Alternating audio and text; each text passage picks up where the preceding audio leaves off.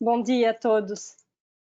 Mais uma vez, desculpa pela demora, estamos tentando conectar uma das speaker, uma pesquisadora brasileira que conseguiu uma dessas bolsas que nós vamos apresentar hoje e que não consegue porque a sala de webinar já está cheia. Então, agradeço a vocês pelo interesse e pela presença. Gostaria de dar as boas-vindas a todos os participantes nesse webinar para pesquisadores e instituições brasileiras, sobre a principal chamada da Comissão Europeia para a mobilidade pós-doutoral. A chamada das ações Marie Skłodowska-Curie para bolsas individuais é lançada pela Comissão Europeia no âmbito do seu programa de fomento da pesquisa e inovação, o Horizonte 2020. Seleciona pesquisadores individuais de todas as nacionalidades, inclusive brasileiros, e em todas as áreas do conhecimento, para desenvolver projetos de pesquisa e inovação e formação na Europa durante 2 anos. Possibilita ainda a vinda para o Brasil de pesquisadores hoje sediados na Europa para estadias no Brasil, então, de até 2 anos, integralmente financiadas pela Comissão Europeia. A chamada é aberta até o 9 de setembro de 2020. Esse webinar tem o objetivo de fornecer informações iniciais e ter a duração de 1 hora. Vocês vão ter acesso a todas as apresentações e também a gravação desse webinar e usá-los como referência. Esse webinar é organizado por Euraxis Brasil, com o projeto europeu Enrich Brasil e o Conselho das Fundações Estaduais de Amparo à Pesquisa, o CONFAP. Vamos proceder da seguinte maneira. Para começar, Elisa Nátola, que é ponto focal no Brasil das ações Marie Skłodowska-Curie, do CONFAP, vai apresentar os detalhes da chamada IF, Individual Fellowship. Depois, esperamos conectar com a Juliana Strop, que é pesquisadora brasileira, que é titular de uma dessas bolsas individuais da Marie Skłodowska-Curie, e que realiza o seu projeto de pesquisa no Museu Nacional de Ciências Naturais da Espanha. Dando prosseguimento, eu apresentarei, meu nome então Charlotte Gravitz, apresentarei Euraxis, que é uma iniciativa da Comissão Europeia que eu represento no Brasil e na América Latina, e que ajuda pesquisadores nos seus projetos de mobilidade, inclusive no caso dessas bolsas Marie Skłodowska-Curie. E vou mostrar como podemos ajudá-los nessas suas candidaturas. Para terminar, teremos um momento para responder às suas perguntas, então pediremos para vocês esperarem o fim do webinar para digitarem suas perguntas apenas por escrito na parte perguntas do GoToWebinar. Vocês devem encontrar perguntas embaixo à direita do módulo do aplicativo. Então, obrigado por esperar o final das apresentações para fazer suas perguntas, e sem demorar mais, eu dou a palavra para Elisa Nátola para apresentar essa chamada para bolsas individuais.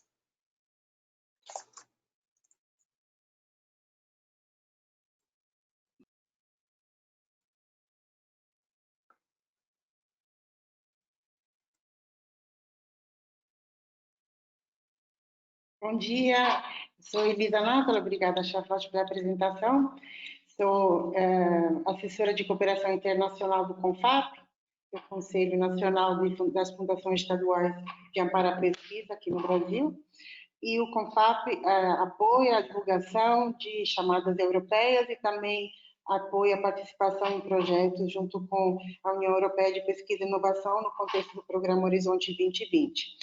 Hoje vamos apresentar uma chamada que foi lançada recentemente, há poucos dias, que é a chamada Individual Fellowship, ou seja, bolsas individuais do programa Marie Skłodowska-Curie. Só um segundinho aqui. Não consigo tirar. Ok. O programa Marie Skłodowska-Curie é um programa de fomento à mobilidade que se enquadra dentro do programa Horizonte 2020, que é o maior programa de apoio a fomento para pesquisa e inovação da Comissão Europeia.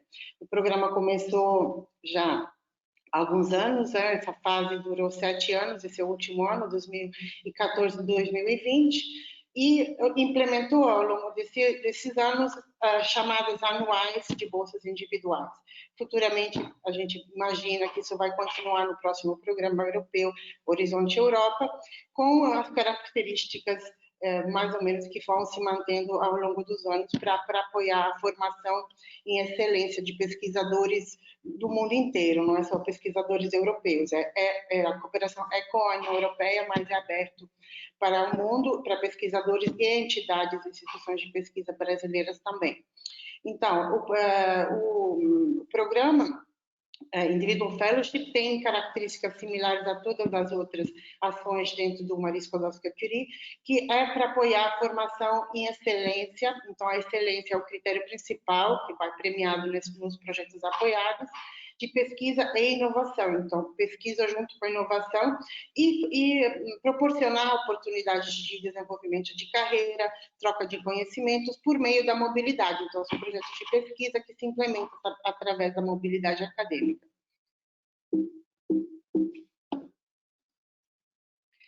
As características gerais do programa, que inclui também o Individual Fellowships, é que é aberto a todas as áreas do conhecimento, como Charlotte antecipou.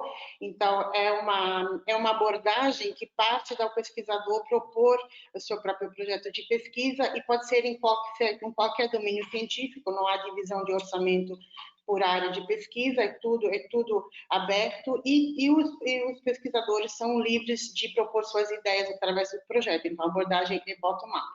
E vai da pesquisa básica até aplicada, também envolvendo aspectos de inovação. E pode também incluir, justamente para poder atingir também a área de inovação, o setor não acadêmico. O setor não acadêmico significa tudo que não são entidades de pesquisa, universidade. Então, pode ter intercâmbios junto com a indústria, com pequenas e médias empresas, ou outras entidades não acadêmicas. E tudo se faz por meio da mobilidade e na sua dimensão internacional, então, se deslocando entre um país e outro. As características principais da própria chamada Individual Fellowship é que diferentemente de outros projetos que a Comissão Europeia apoia, é monobeneficiário, ou seja, não é um projeto de rede que envolve vários países, várias entidades, vários pesquisadores, mas é um pesquisador junto com uma instituição anfitriã e um supervisor que vai receber um pesquisador na instituição de pesquisa. A elegibilidade para poder participar é para pesquisadores experientes, já avançados na sua própria carreira. Então, já que já tem um doutorado, então, para fazer um pós-doutorado na Europa, ou um número de anos que podem ser considerados equivalentes a ter um doutorado, mais de 4 anos ativo em pesquisa. E essa parte elemento-chave também é a interdisciplinaridade da pesquisa, ou seja, que projetos que têm vários aspectos disciplinares envolvidos são muito bem vistos. Então, eu já falei que precisa ter um pós-doc ou título equivalente e não tem limitação de idade. Então, não tem limite de idade. E as bolsas são bem abrangentes. Vou mostrar mais na frente como é composto o orçamento, mas ele dá um salário para o pesquisador e verba para fazer pesquisas e várias atividades durante a mobilidade, que tem que ter uma duração mínima de 1 ano. Envolve, como falei, um pesquisador, uma instituição anfitriã e um supervisor, que tudo tem que ser também contemplado na proposta e descrito. Existem 2 macrocategorias de bolsas individuais, que são as European Fellowships, as bolsas europeias, e as Global Fellowships, que são as bolsas globais. As European Fellowships são para mobilidade dentro da Europa, então dentro dos países da União Europeia ou associados, ou de países terceiros, se chama Third Countries, direcionados para a Europa. Então, nesse caso, do Brasil para a Europa, é uma European Fellowship. Ela pode ter de 12 a 24 meses de duração. As Global Fellowships têm o mesmo princípio, só que é para que, nesse caso, pesquisadores da União Europeia ou de países associados possam vir para o Brasil. Então, nesse caso, o pesquisador é europeu e a instituição anfitriã pode ser brasileira. E nesse caso, tem um requisito a mais, ou seja, o return phase, além da duração da bolsa de 12 a 24 meses, o pesquisador europeu depois precisa completar seu projeto, voltando para a Europa, na sua instituição de origem, durante 12 meses. Na hora de fazer a application, vocês vão ver que tem várias tipologias de bolsas que podem ser escolhidas. Além das macrocategorias Global e European, dentro das bolsas europeias, dos European Fellowships, tem vários tipos de painéis, vários tipos de tipologias. Aquelas standard, aquelas para reintegrar a sua instituição depois de um período de pausa da pesquisa. E também tem outro tipo de bolsa que se chama Society and Enterprise Panel, que tem até um orçamento dedicado, ou seja, que a mobilidade não vai para a instituição de pesquisa, mas para a instituição não acadêmica. Então, são projetos que têm mais uma componente de inovação mais marcante. Quais são os países europeus e associados envolvidos nisso?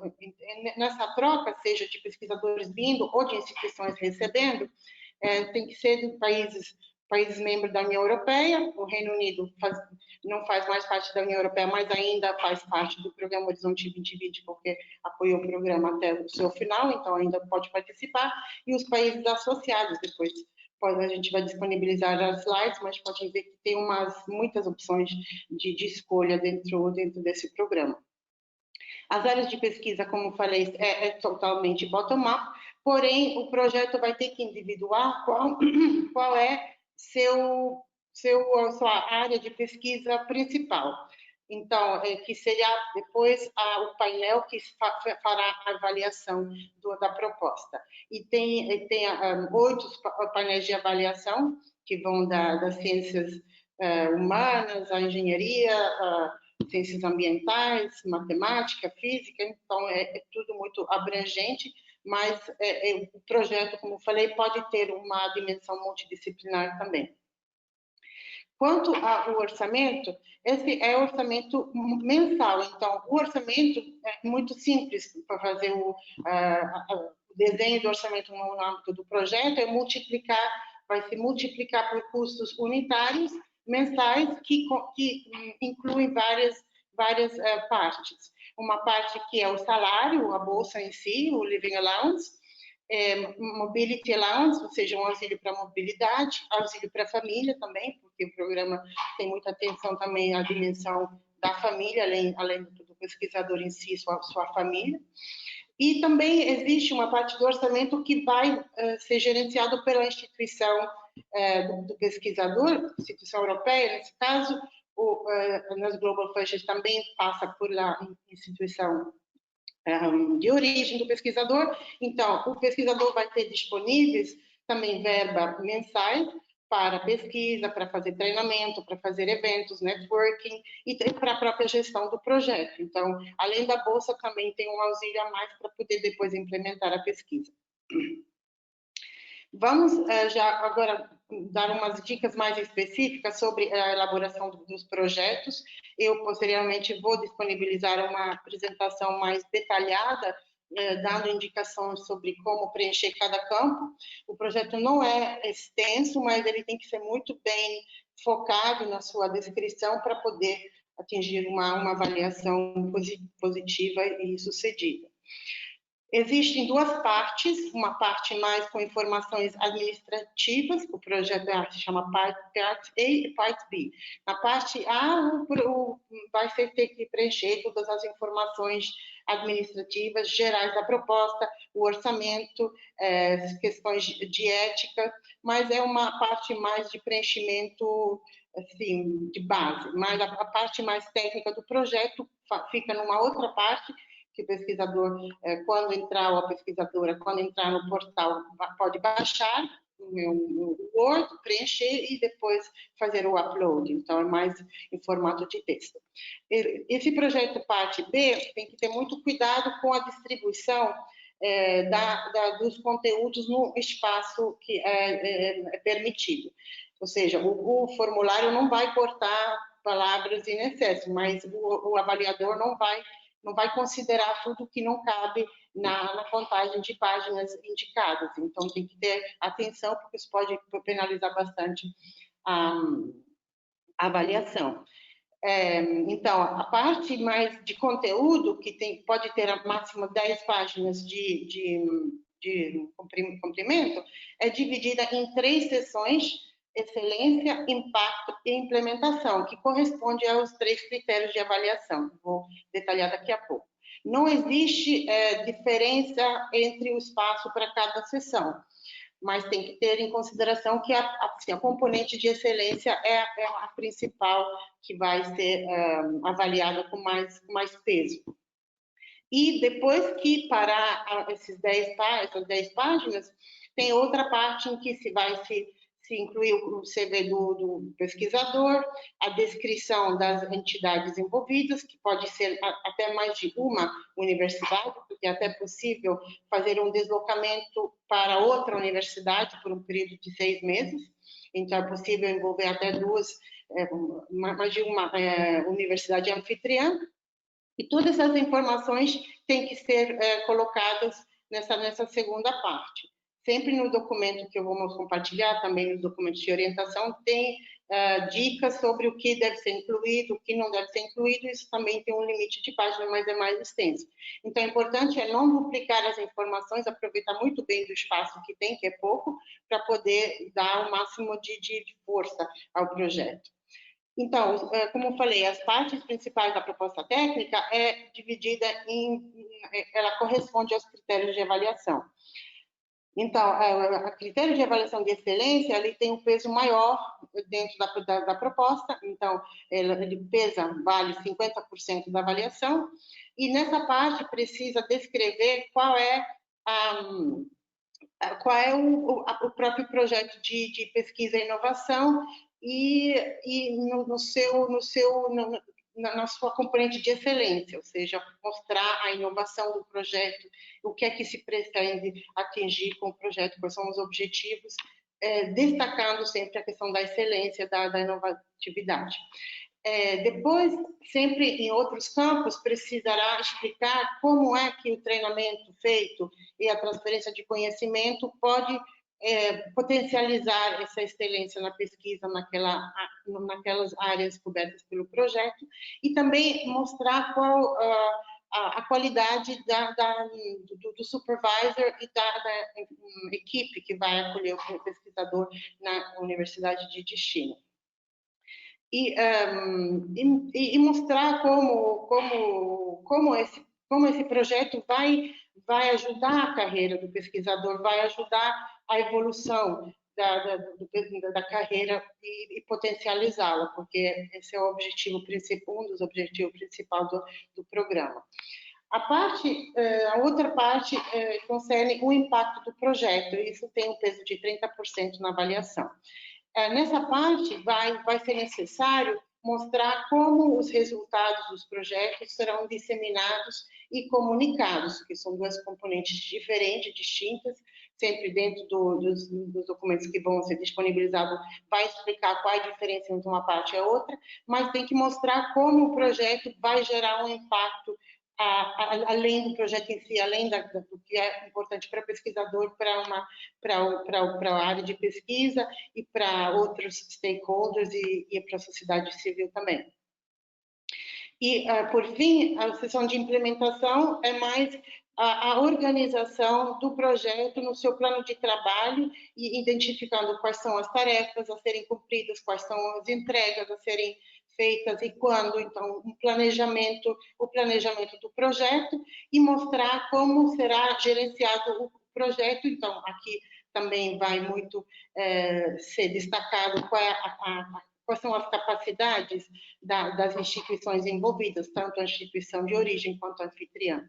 E a infraestrutura que o ambiente vai proporcionar. Então, se o pesquisador precisa de utilizar laboratórios, enfim, isso tudo tem que ser explicado aqui. só para mostrar a parte de implementação, como a implementação do projeto pode ocorrer de forma sucedida. Tem muitas informações disponíveis, é preciso realmente ler todas as orientações de diretrizes, tem muito tempo para frente, até setembro, então é importante primeiro ler bem os documentos de base. Todas as informações são disponíveis dentro do portal da Comissão Europeia, Funding and Tender Opportunities Portal, onde pode encontrar todas as chamadas do HA 2020 e outros programas da União Europeia, e é só filtrar e colocar Marie Skłodowska-Curie, Horizon 2020, Marie Skłodowska-Curie, Individual Fellowships, ou seguir o link que já vamos disponibilizar depois nas slides. Dentro desse portal tem tudo que é necessário, então a descrição do programa, os documentos necessários, tem ferramenta para encontrar parceiro, oferecer interesse ou buscar instituições que publicarem interesse em receber pesquisadores, e nesse próprio parte pode-se fazer a submissão do projeto, então tem que se cadastrar e submeter o projeto diretamente através da mesma área. Importante é criar um account, que se chama, sempre dentro dessa área, é possível criar seu próprio account, então o pesquisador vai ter que ter um número de identificação e assim deverá identificar os PIC number, o Participant Identification Code, das instituições envolvidas.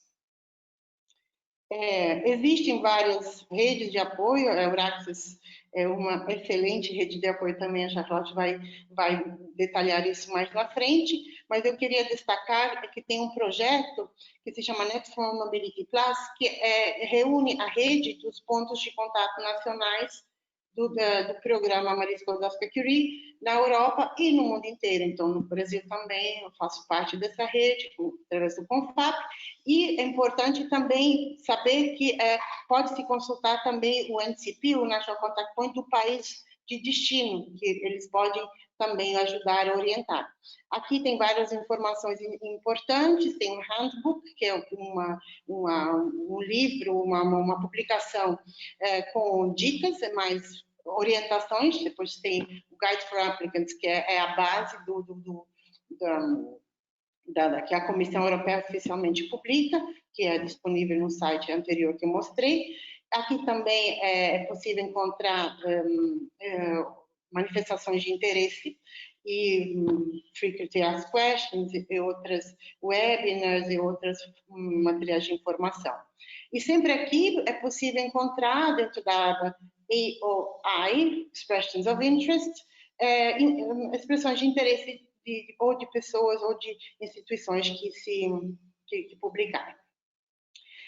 Aqui tem os meus contatos, então se precisar esclarecer coisas mais específicas, porque o programa tem muitas regrinhas que precisa conferir, e se você tiver dúvidas específicas, podem me contatar e eu posso dar um apoio, uma orientação.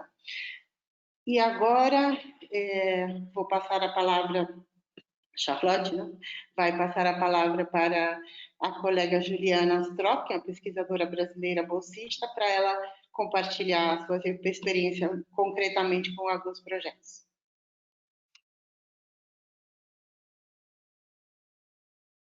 Obrigada, Elisa. Muito esclarecedor. Eu peço mais uma vez desculpa, não conseguimos conectar com a Juliana, pelo menos não no GoToWebinar, a sala está cheia e não consegue entrar. Então, infelizmente, agora não vamos ouvir o depoimento dela, mas eu proponho organizar uma outra sessão essa semana ainda. A data vai ser divulgada no Facebook da Euraxis Brasil, então Euraxis Brasil com EIS no Facebook, divulgaremos a data e também o link para todos os participantes de hoje. A Juliana vai mostrar um pouco a sua candidatura e ela tentou uma primeira vez e não recebeu a bolsa. Nisso ela recebeu um parecer da Comissão Europeia com todos os detalhes sobre a candidatura, onde devia melhorar, e a partir disso, na segunda tentativa, ela conseguiu a bolsa. Então, ela vai mostrar a diferença entre essas duas candidaturas dela e onde que ela melhorou e o que tem que se tomar muito cuidado. Isso será na semana, outro webinar que vamos organizar para vocês. Mais uma vez, desculpa para hoje. Então, dando seguimento, eu gostaria de mostrar para vocês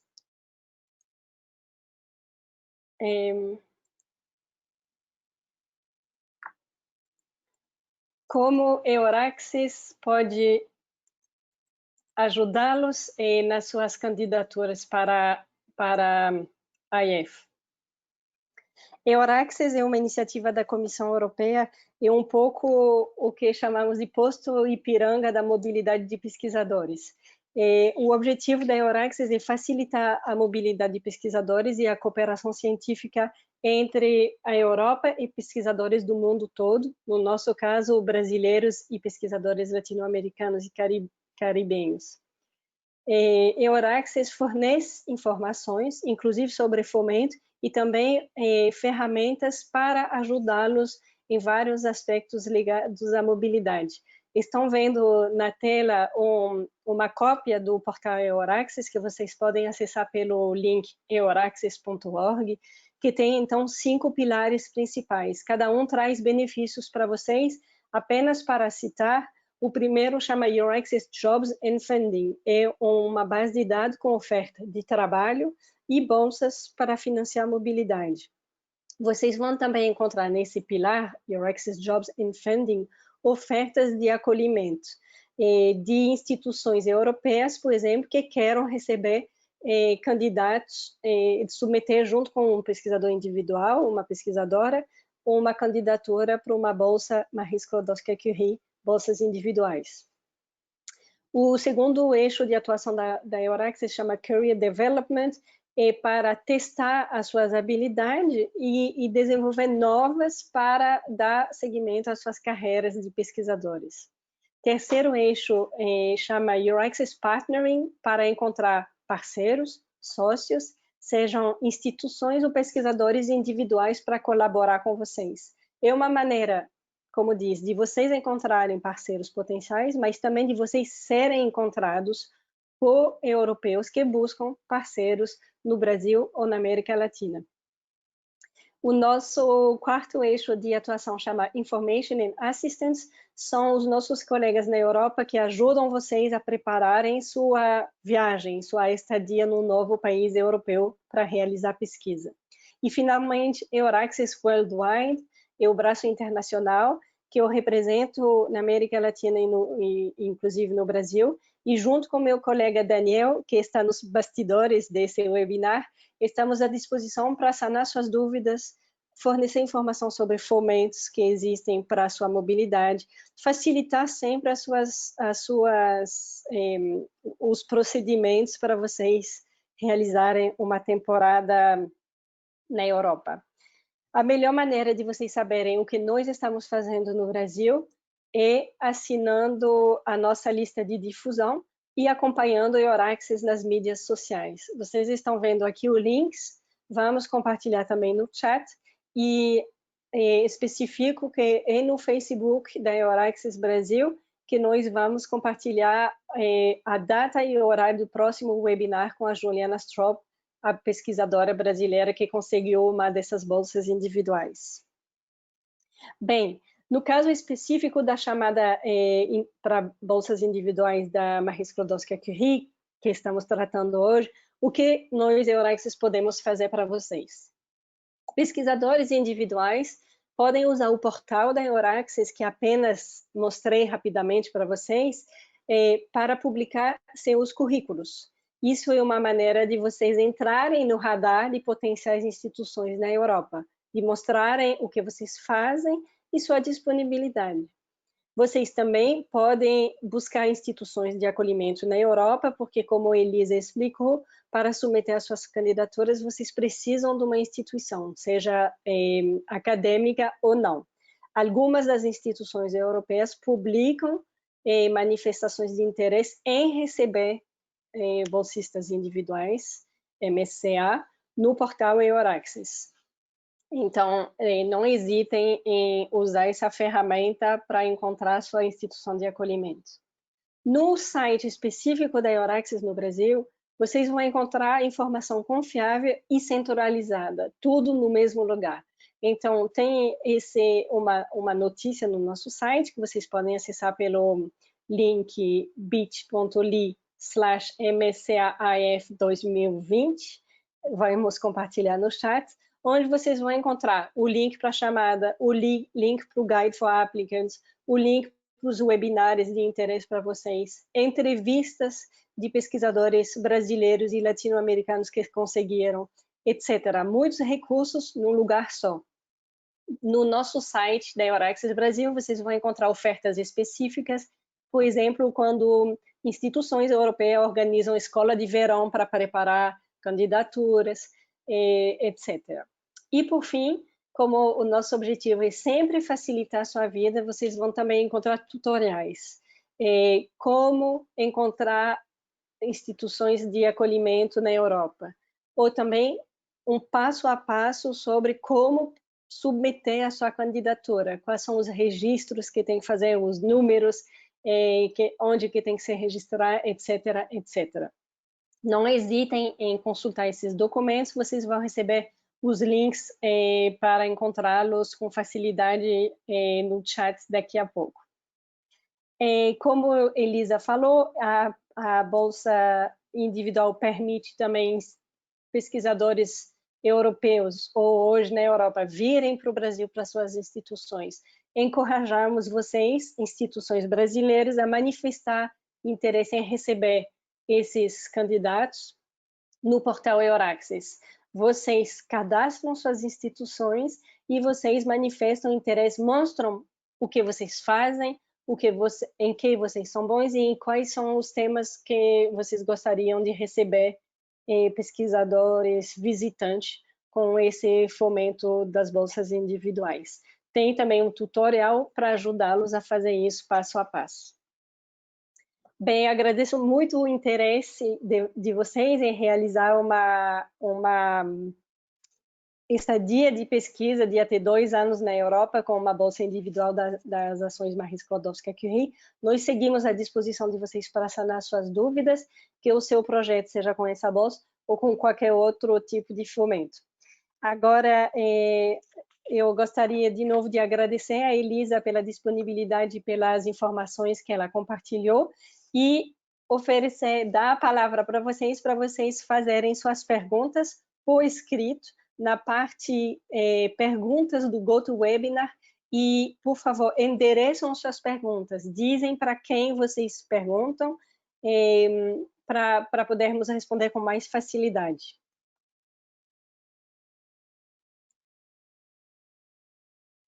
Boa tarde, pessoal. Então, Charlotte e Elisa, eu vou ler algumas das perguntas que já foram feitas durante as apresentações.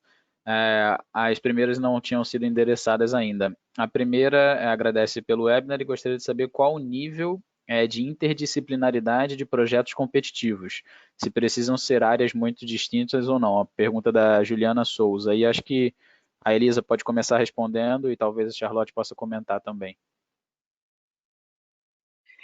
Então, justamente porque as propostas são bottom-up, a comissão não define exatamente o que é o tamanho da interdisciplinaridade, também não é obrigatório, realmente tem que fazer sentido. Então não tem uma regra para isso, depende da criatividade também de cada proponente, propor envolvendo outras áreas ou não, tem que ser coerente com a proposta de pesquisa. Perfeito. Uma outra pergunta aqui, acho que essa vai mais para a Charlotte, que um pesquisador Bolívar Damasceno gostaria que a gente falasse sobre um pouco mais assistência para famílias, então mais sobre os serviços que os Service Centers lá da EURAXES fazem na Europa. Então, começando a responder, uma vez que vocês encontram uma maneira de viabilizar a sua mobilidade, que vocês já estão com uma bolsa ou com um trabalho na Europa, vocês podem entrar em contato com os nossos colegas da EURAXES na Europa. Eles estão presentes em 42 países e ajudam a organizar a sua mobilidade, fornecendo informação relevante para vocês. Por exemplo, primeira, qual é o visto que eu preciso, mas também qual é o visto para minha família que vai me acompanhar. As situações dependem muito de caso a caso. Eu sou casado ou não, temos uma união estável, temos filhos, meus enteados vão, meus sogros vão. Então, os nossos colegas na Europa trabalham com essas perguntas no dia a dia e podem ajudar. Mas também saber como faz para alugar um apartamento nesse novo país, que às vezes vocês não falam a língua. Como funciona a escola nesses países. Todas essas perguntas os nossos colegas podem responder. Eles não vão procurar um apartamento para vocês, mas se tem alojamento na universidade, eles vão saber. Se eles sabem o nome do portal onde vocês encontram ofertas para alugar apartamentos. Então, eles facilitam muito a vida, não só dos pesquisadores, mas também das suas famílias, porque sabemos que os pesquisadores não viajam sozinhos e que é importante eles estarem num ambiente acolhedor. E, para isso, eu também deixo a palavra para a Elisa, porque as ações Marie Skłodowska-Curie têm uma política muito interessante no caso dos pesquisadores que viajam com suas famílias. Sim, obrigada, Charlotte. Não, com certeza são aspectos que a Comissão Europeia valoriza e apoia, e por isso também que tem um fomento específico para fazer com que isso seja mais factível. Agora, uma questão que eu queria destacar, que eu não falei durante a apresentação, mas acho importante, para poder ter um planejamento também de vida, tem que saber quais são os prazos até isso acontecer, se dá tudo certo, se o projeto for aprovado. Então, sabemos que, até porque nesse momento viajar não é exatamente a coisa mais fácil. Então, nós sabemos que o prazo é setembro, aí a comissão tem um período que se chama time to grant, ou seja, depois do encerramento de qualquer projeto e qualquer chamada da União Europeia, tem um período até quando a proposta será avaliada, bem avaliada por avaliadores independentes que a Comissão Europeia contrata, e depois a parte da definição dos acordos do grant agreement. Então, o período todo é mais ou menos 5 meses de avaliação e depois mais 3 meses para finalizar a parte de contratos. Então, são 8 meses depois do prazo que encerra o projeto, e também o pesquisador pode ter um tempo de negociação com a sua própria instituição de origem e a instituição anfitriã para poder planejar o início dessa mobilidade, mas isso pode ser a partir, contando os meses, a partir do segundo semestre de 2021, então o tempo para poder também se organizar e juntar as informações. Quando os projetos são aprovados, eles não é publicado o que é aprovado, é diretamente contatado o coordenador informando que o projeto foi aprovado, também se não é aprovado ele vai receber de qualquer forma a avaliação, que isso pode também ajudar para futuras propostas, e ali tem um tempo aceitável para poder começar a organizar também essas questões pessoais de vida.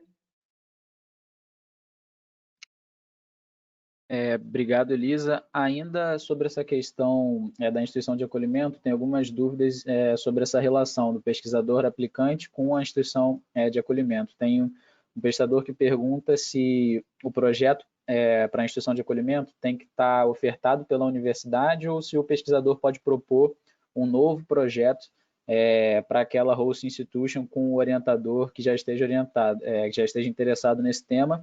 E também tem uma pergunta sobre o que essa universidade deve fazer, né? Ele fala que, por exemplo, já contactou um professor de uma universidade europeia e ele concordou em receber para a vaga. Isso é suficiente para a instituição ou a instituição tem que se manifestar de outra forma? Como que a instituição de acolhimento tem que se posicionar nessa candidatura?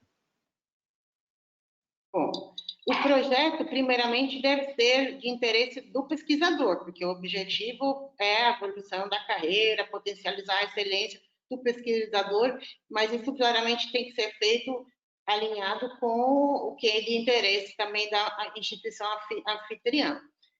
Quem vai gerenciar esse diálogo é o próprio supervisor, que será indicado quem é, e o projeto deve ser construído de forma conjunta, então que tenha também uma contribuição da instituição anfitriã para isso.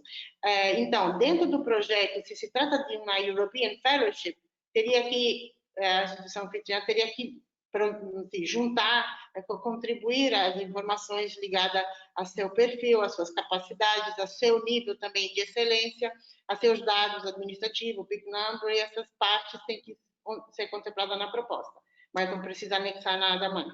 No caso contrário, ou seja, nas Global Fellowships, quando a instituição anfitriã não é na Europa, mas é em país terceiro, nesse caso no Brasil, também é preciso de uma carta em que a instituição se compromete, se interessa e manifesta por escrito essa intenção de receber o pesquisador.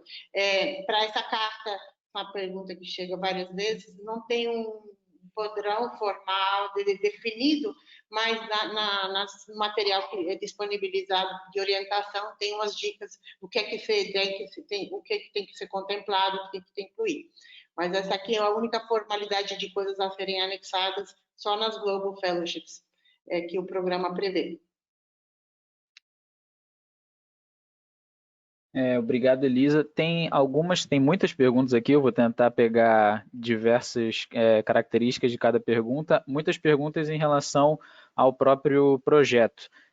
Se o pesquisador, por exemplo, poderia ministrar aulas, como é muito comum aqui no Brasil, que pós-doutorandos ministrem aulas nas universidades em que eles estão realizando uma pesquisa, se isso deve constar já na proposta para a IF, e sobre também a interdisciplinaridade da própria proposta. Por exemplo, tem um pesquisador aqui que diz que ele é de Social Sciences and Humanities, mas a proposta dele seria Information Science, com caráter interdisciplinar. Em qual campo ele deve cadastrar o projeto? E também diversas perguntas sobre o prazo, né? Quando é o prazo que a pessoa precisa ter o doutorado? Se a pessoa precisa ter o doutorado antes da proposta, se ela pode estar finalizando o doutorado para aplicar para a IF, e sobre a data precisa em que esse doutorado tem que ter sido obtido. De cada vez que eu já perdi. Sobre o prazo, ele tem que cumprir o requisito na hora do deadline. Então, se tem já o PhD, ok, já está automaticamente aceito. Se tem mas tem uma outra possibilidade que ele tenha já mais de 4 anos de pesquisa depois que ele é elegível a se candidatar a começar um doutorado. Então, se ele pode se enquadrar nessa definição, o pesquisador é um pesquisador experiente, ele pode se candidatar, mas a elegibilidade de fato só vem checada pelos avaliadores. Então, os National Contact Points também não podem confirmar ou negar nada, tem que essa responsabilidade do pesquisador mostrar isso. Vai ter também uma parte do formulário onde ele explica que ele pode ser considerado equivalente porque já completou esses anos de pesquisa. Quanto à interdisciplinaridade, o que importa não é da área do pesquisador, mas é onde o projeto qual é a disciplina, a área de disciplina mais marcante do projeto. Mas isso não significa que, se for colocado numa painel de avaliação erradamente, é possível que depois ele seja mesmo veiculado, né, que ele vai ficar inelegível porque não foi o painel mais ideal. A avaliação pode também ser reorganizada lá quando a Comissão Europeia pergunta. E tinha a primeira pergunta que eu esqueci. Pode repetir? Era a pergunta sobre ministrar aulas. Se o pesquisador, por exemplo, pode ministrar aulas, se isso tem que estar incluso no projeto já da candidatura ou não.